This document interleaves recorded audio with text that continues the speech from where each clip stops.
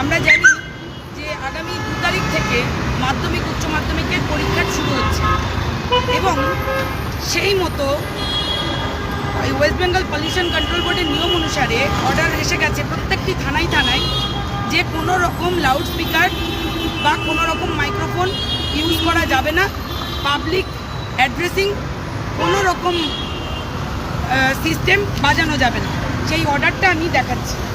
এটা হচ্ছে pollution control বোর্ডের অর্ডার এসছে, যেটার মধ্যে পরিষ্কার লেখা আছে, দেখুন এখানে পরিষ্কার লেখা আছে যে মাইক্রোফোন আর ইউজ করা যাবে না। এখানে দেখুন provision on use of microphone and loud speaker পরিষ্কার লেখা আছে এবং সেই মতো এই অর্ডার অনুসারে ওয়েস্ট বেঙ্গল পলিউশন কন্ট্রোল বোর্ডের অর্ডার অনুসারে বারবার করে জানিয়ে দিয়েছে এবং আমাদের কাছেও সেই চিঠি এসছে যে আমরা যাতে কোনো রকম লাউড স্পিকার ব্যবহার না করি। কেন আমাদের কাছে এসছে? কারণ আমরা বিগত 5ই ডিসেম্বর থেকে প্রত্যেকটা শক্তি কেন্দ্রে, প্রত্যেকটা বুথে বুথে শক্তি কেন্দ্রে আমরা পরিবর্তন সভা করছি এবং এই পরিবর্তন সভা রাজ্যের নির্দেশ অনুসারে 31শে জানুয়ারি অর্থাৎ আজকে অবধি এই পরিবর্তন সভাটা চলার কথা এবং আমাদের যত মেল পুলিশ 29 তারিখ অবধি দিয়েছে, 30 তারিখ থেকে আমাদের সব মেল রিগ্রেট মেল পাঠিয়েছে। তার একটা নমুনা আমি দেখাচ্ছি। পুলিশ রিগ্রেট মেল পাঠিয়ে দিয়েছে যাতে আমরা সভা না করতে পারি। এই হচ্ছে রিগ্রেট মেলের কপি। আমাদেরকে পরিষ্কার বলেছে যে মাইক্রোফোন লাউড স্পিকার ইউজ করা যাবে না, তার জন্য পরিবর্তন সভা ক্যান্সেল করতে হচ্ছে। তা আমাদের ক্যান্সেলের মেল পাঠিয়ে দিয়েছে। আমার প্রশ্ন হচ্ছে ঠিক এখানে, আজকে মাঝিপাড়া মোড়ে, যেটা ঠাকুরপুকুর থানার আন্ডারে পড়ে, যেই ঠাকুরপুকুর থানা থেকে আমাকে মেল করা হচ্ছে যে আমাদের পরিবর্তন সভা ডায়মন্ড পার্কের কাছে ছিল, সেই ডায়মন্ড পার্কের কাছে আমরা পরিবর্তন সভা করতে পারবো না। অথচ সেই ঠাকুরপুকুর থানায় আজকে মাঝিপাড়া মোড়ে তৃণমূল কংগ্রেসের যে পার্টি অফিস আছে, সেই পার্টি অফিস থেকে একটি ব্লাড ডোনেশন ক্যাম্প করে এবং সকাল থেকে তারস্বরে লাউড স্পিকার মাইক্রোফোন ইউজ করে চলেছে। সেখানে 40টা লাউড স্পিকার চালানো হয়েছে। আমরা থানায় এটা কমপ্লেন করলাম, 40টা লাউড স্পিকার, অথচ পুলিশকে বারবার ইনফর্ম করা সত্ত্বেও পুলিশ সেখানে যায়নি। আমরা মিডিয়াকে জানিয়েছিলাম আসার জন্য, তারা অন্যত্র কোনো স্থানে হয়তো ব্যস্ত ছিল, মিডিয়াও আসেনি। অগত্যা আমরা সেখানে আমরা নিজেরা লাইভ করেছি, লাইভ করে দেখিয়েছি যে 40টা লাউড স্পিকার কীভাবে বাজছে সকাল থেকে। উচ্চ মাধ্যমিকের যে পরীক্ষার্থীরা পড়াশুনো করছে, এক্ষেত্রে তাদের অসুবিধা হবে না?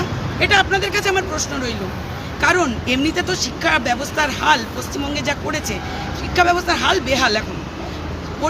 এখন স্কুল কলেজ সব উঠে যাচ্ছে, স্কুলের মধ্যে শিক্ষক নেই, যে মিড ডে মিল রাঁধছে সেই পড়াচ্ছে, সেই ছুটির ঘন্টা বাজাচ্ছে। এই এখন পরিস্থিতি, একজন টিচার দিয়ে স্কুল চলে।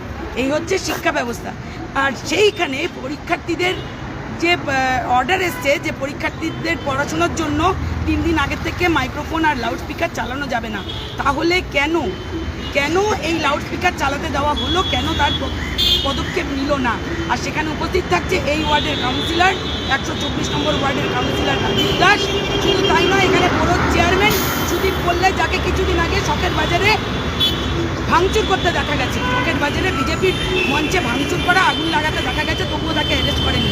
আজকে তারা অতিথি হিসাবে এসছে। আজকে অতিথি হিসাবে এসছে সুভাষিস চক্রবর্তী, যিনি রাজ্যসভার মেম্বার ছিলেন। তো আজকে তারাও এসছে অতিথি হিসাবে, অথচ তাদেরকে কোনো রকম, তারা কি করে ওয়েস্ট বেঙ্গলের যে পলিউশন কন্ট্রোল বোর্ডের নিয়ম, শুধুমাত্র কি এটা বিজেপি বিরোধী দলগুলোই মেনে চলবে? রুলিং পার্টির কি এটার কোনো মেনে চলার দায়বদ্ধতা নেই? নাকি তারা শাসক দল, সেই জন্য তাদের 7 খুন মাপ? এই প্রশ্নটা রইল।